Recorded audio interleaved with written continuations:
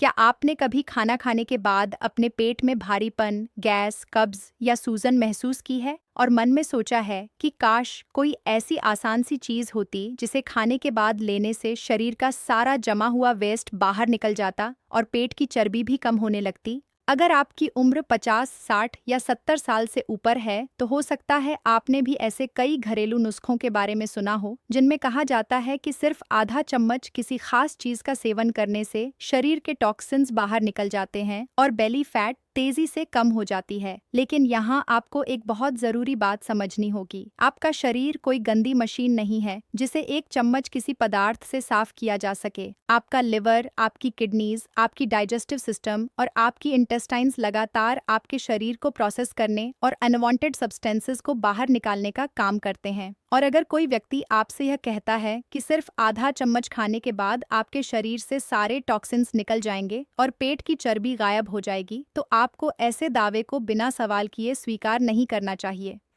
लेकिन इसका मतलब यह बिल्कुल नहीं है कि खाने के बाद एक छोटी मात्रा में कोई सही फूड इंग्रेडिएंट आपकी डाइजेशन और ओवरऑल हेल्थ में मदद नहीं कर सकता। असली सवाल यह है कि वह चीज़ क्या है, कितनी मात्रा में है, किस व्यक्ति के लिए सही है और उसका असर वास्तव में क्या है। खासकर आपकी उम्र बढ़ने के साथ यह सवाल और भी महत्वपूर्ण हो जाता है। आप शायद सोच रहे होंगे कि आखिर ऐसा क्या है जिसे लोग आधा चम्मच लेने की बात करते हैं और क्या इसे खाना खाने के बाद लेना सच में फायदेमंद हो सकता है। आज हम इसी बात को बहुत आसान भाषा में समझेंगे, लेकिन मैं चाहता हूं कि आप वीडियो को अंत तक जरूर देखें क्योंकि आखिरी हिस्से में हम उन गलतियों की बात करेंगे जो बहुत से लोग डाइजेशन सुधारने और बेली फैट कम करने के चक्कर में करते हैं और कई बार यही गलतियां उनके लिए फायदा करने के बजाय परेशानी पैदा कर देती हैं।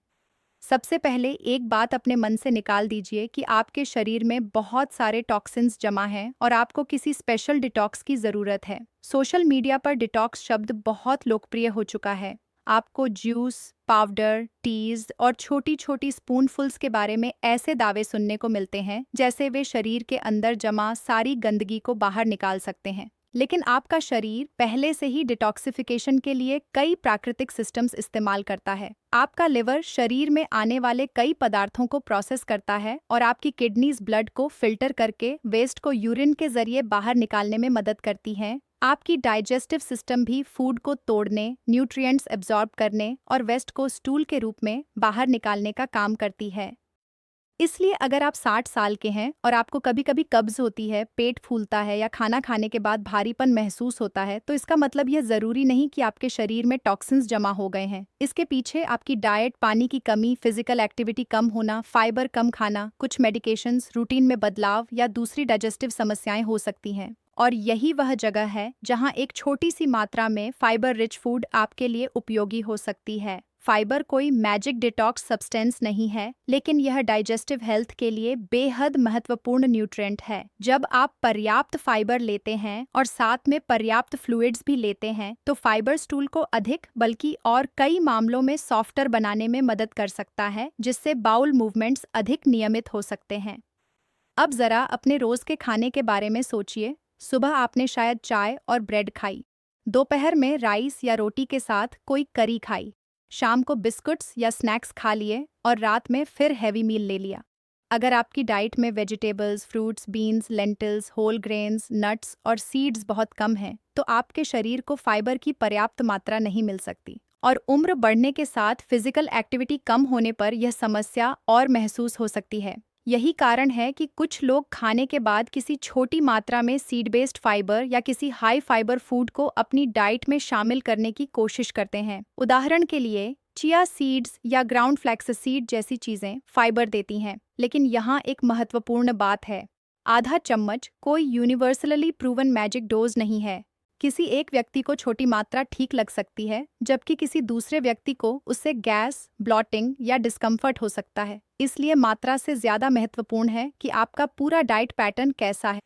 अब बेली फैट की बात करते हैं। शायद इस वीडियो का यही हिस्सा आपको सबसे ज्यादा इंटरेस्टिंग लगेगा। पेट की चर्बी किसी एक स्पूनफुल से अचानक मेल्ट नहीं होती। अगर ऐसा होता तो दुनिया में वेट मैनेजमेंट की समस्या लगभग खत्म हो जाती। बेली फैट कम होने के लिए लंबे समय तक आपकी calorie intake, food quality, physical activity, sleep और ओवरऑल लाइफस्टाइल का संतुलन महत्वपूर्ण होता है। लेकिन यहाँ अच्छी खबर है, आपको अपनी जिंदगी को पूरी तरह बदलने की जरूरत नहीं है। छोटी छोटी आदतें भी लंबे समय में बड़ा फर्क पैदा कर सकती हैं। अगर आप रोज थोड़ा अधिक चलते हैं, वेजिटेबल्स और फाइबर रिच फूड्स बढ़ाते हैं, शुगरी ड्रिंक्स कम करते हैं, हाईली प्रोसेस्ड स्नैक्स को सीमित करते हैं और पोर्शन साइजेस पर ध्यान देते हैं, तो आपका शरीर धीरे धीरे बेहतर दिशा में जा सकता है। और अगर आपकी उम्र 60 या 70 साल है, तो आपको एक और बात याद रखनी चाहिए। आपका लक्ष्य केवल वजन कम करना नहीं होना चाहिए, आपका लक्ष्य मजबूत और सक्रिय रहना होना चाहिए। बहुत तेजी से वजन कम करने की कोशिश करने से कभी कभी मसल मास भी कम हो सकता है। उम्र बढ़ने के साथ मसल्स आपके लिए बहुत महत्वपूर्ण हैं, क्योंकि वे आपको चलने, सीढ़ियां चढ़ने, संतुलन बनाए रखने और रोजमर्रा के काम करने में मदद करते हैं। इसलिए अगर कोई आपको कहे कि बस यह आधा चम्मच लीजिए और बेली फैट खत्म, तो रुकिए और सोचिए, क्या वह व्यक्ति आपको पूरी तस्वीर बता रहा है? क्या वह यह बता रहा है कि हेल्दी वेट मैनेजमेंट के पीछे डाइट और मूवमेंट की भूमिका क्या है? क्या वह यह बता रहा है कि कॉन्स्टिपेशन का इलाज हर व्यक्ति में एक जैसा नहीं होता? क्या वह यह बता रहा है कि कुछ लोगों को फाइबर सप्लीमेंट्स लेने से पहले डॉक्टर से बात करनी चाहिए? यही सावधानी आपको हेल्दी डिसीजंस लेने में मदद करेगी।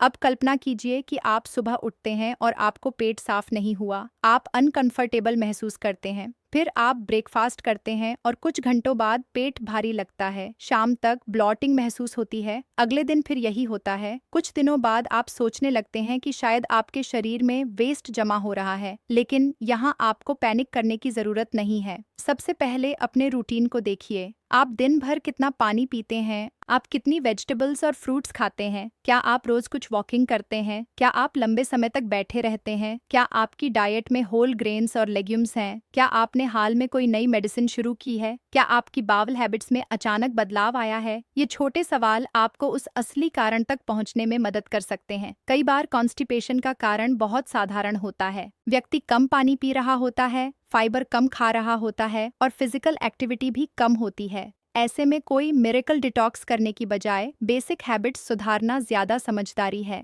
अगर आप फाइबर बढ़ाने का फैसला करते हैं, तो इसे अचानक बहुत ज्यादा न बढ़ाएं। धीरे धीरे बढ़ाना बेहतर हो सकता है, क्योंकि अचानक बहुत अधिक फाइबर लेने से कुछ लोगों में गैस और ब्लॉटिंग हो सकती है। और फाइबर के साथ फ्लूइड्स भी महत्वपूर्ण हैं। अगर आप कोई फाइबर रिच सीड या सप्लीमेंट लेते हैं लेकिन पर्याप्त फ्लूइड नहीं लेते, तो आपकी समस्या बेहतर होने की बजाय खराब भी हो सकती है। और एक बात जो बहुत से लोग भूल जाते हैं, वह है च्यूइंग। जी हाँ, आपका खाना पचने की प्रक्रिया सिर्फ स्टमक से शुरू नहीं होती। जब आप खाना धीरे धीरे और अच्छी तरह चबाते हैं, तो डाइजेस्टिव प्रोसेस को मदद मिलती है। इसलिए खाना जल्दी जल्दी निगलने की बजाय आराम से खाइए। खाने के दौरान टेलीविजन या फोन में पूरी तरह खो जाने की बजाय अपने भोजन पर ध्यान दीजिए। अपने शरीर के सिग्नल्स को सुनिए।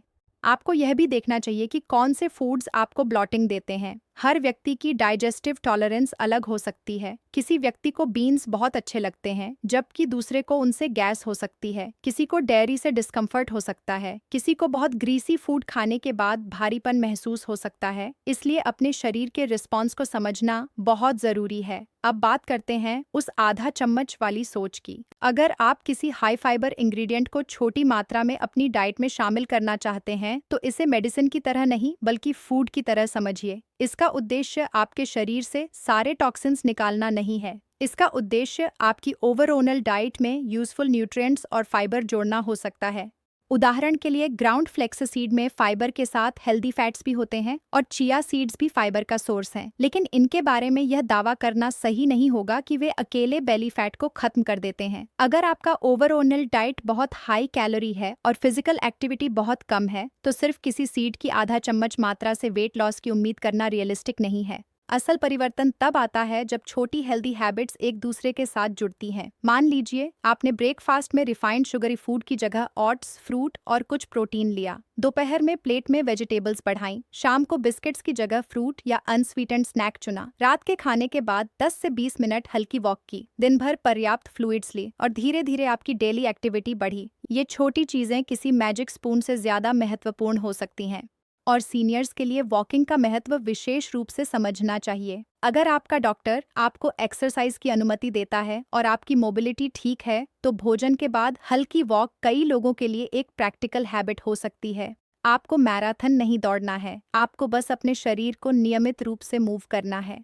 अगर आपको बैलेंस की समस्या है, जॉइंट पेन है या कोई मेडिकल लिमिटेशन है, तो अपनी एक्टिविटी को अपनी क्षमता के अनुसार रखें और ज़रूरत पड़ने पर हेल्थ केयर प्रोफेशनल से सलाह लें। अब शायद आप सोच रहे होंगे कि अगर बेली फैट कम करना है तो सबसे पहले क्या बदलना चाहिए। सबसे पहले शुगरी ड्रिंक्स और अननेसेसरी लिक्विड कैलोरीज पर ध्यान दीजिए, फिर पोर्शन साइजेस देखिए, फिर प्रोटीन और फाइबर रिच फूड्स को पर्याप्त जगह दीजिए, फिर डेली मूवमेंट पर ध्यान दीजिए और सबसे महत्वपूर्ण बात, इसे कुछ दिनों का एक्सपेरिमेंट मत समझिए। हेल्दी एजिंग एक लॉन्ग टर्म प्रोसेस है। आपके शरीर को पनिश करने की जरूरत नहीं है, आपको भूखा रहने की जरूरत नहीं है, आपको किसी एक्सट्रीम डिटॉक्स की जरूरत नहीं है, आपको अपने शरीर के साथ सहयोग करना है।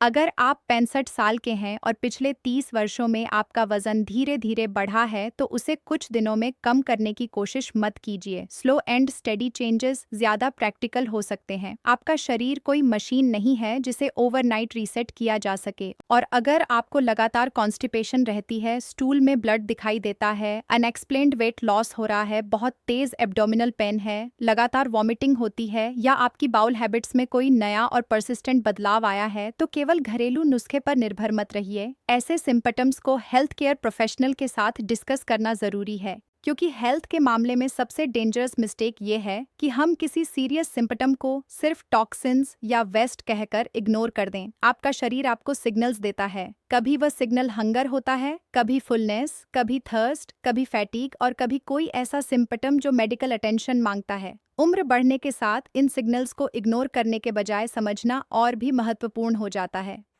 अब एक और बात पर ध्यान दीजिए।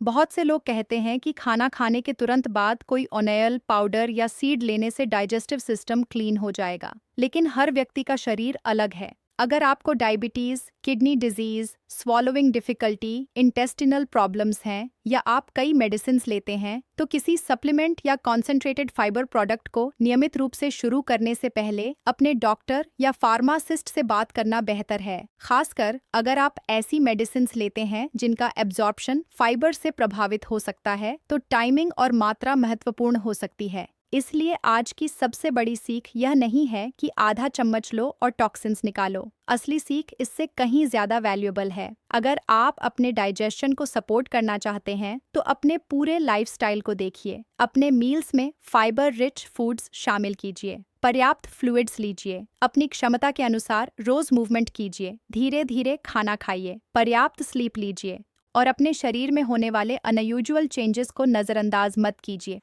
आपको अपने शरीर से लड़ना नहीं है, आपको अपने शरीर की मदद करनी है। और अगर आपका लक्ष्य बेली फैट कम करना है, तो एक सिंपल रूल याद रखिए, कोई सिंगल फूड आपकी पूरी लाइफस्टाइल को रिप्लेस नहीं कर सकता, एक स्पून आपकी पूरी डाइट को ठीक नहीं कर सकता, एक ड्रिंक आपकी फिजिकल एक्टिविटी की जगह नहीं ले सकता, एक सप्लीमेंट हेल्दी स्लीप की जगह नहीं ले सकता, और कोई डिटॉक्स आपके लिवर और किडनीज के प्राकृतिक काम को रिप्लेस नहीं कर सकता। लेकिन एक छोटी हेल्दी हैबिट दूसरी हेल्दी हैबिट को जन्म दे सकती है। आज आप एक छोटा बदलाव कर सकते हैं। अपने अगले मील में वेजिटेबल्स बढ़ा सकते हैं, पानी का एक अतिरिक्त ग्लास ले सकते हैं, खाना धीरे खा सकते हैं, खाने के बाद अपनी क्षमता के अनुसार थोड़ी वॉक कर सकते हैं। और अगर आप लंबे समय से कॉन्स्टिपेशन या डाइजेस्टिव डिस्कम्फर्ट से परेशान हैं, तो इसका कारण पता करने के लिए हेल्थ केयर प्रोफेशनल से बात कर सकते हैं। यही छोटे कदम आपकी हेल्थ जर्नी की शुरुआत बन सकते हैं।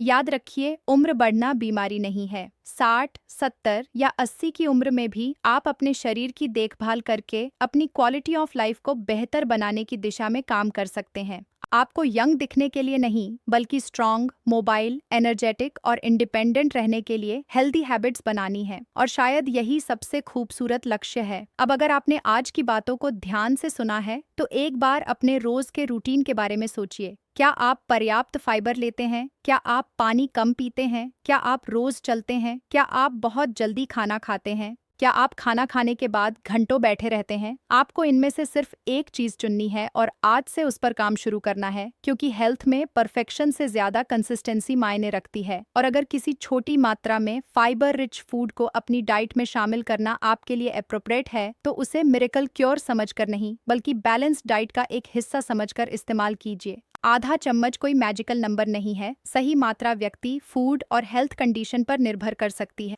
इसलिए इंटरनेट पर दिखाई देने वाले किसी भी हेल्थ क्लेम को ब्लाइंडली फॉलो मत कीजिए। सवाल पूछिए, एविडेंस देखिए और अपने शरीर की ज़रूरतों को समझिए। आपका पेट कोई डस्टबिन नहीं है जिसे डिटॉक्स करने की ज़रूरत हो। आपका शरीर एक कॉम्प्लेक्स लिविंग सिस्टम है जो हर दिन आपके लिए काम कर रहा है। आपका काम है उसे सही फ्यूल, पर्याप्त फ्लूइड्स, मूवमेंट, रेस्ट और ज़रूरत पड़ने पर मेडिकल केयर देना। और बेली फैट के मामले में भी धैर्य रखिए। अगर आपने वर्षों में वेट गेन किया है तो उसे धीरे धीरे बदलना बिल्कुल ठीक है। आपका लक्ष्य केवल स्केल पर एक नंबर कम करना नहीं होना चाहिए। आपका लक्ष्य बेहतर मूवमेंट, बेहतर स्ट्रेंथ, बेहतर डाइजेशन और बेहतर डेली लाइफ होना चाहिए। अगर आप आज से अपनी हेल्थ के प्रति थोड़ा अधिक जागरूक हो जाते हैं तो यह वीडियो अपना उद्देश्य पूरा कर चुका है।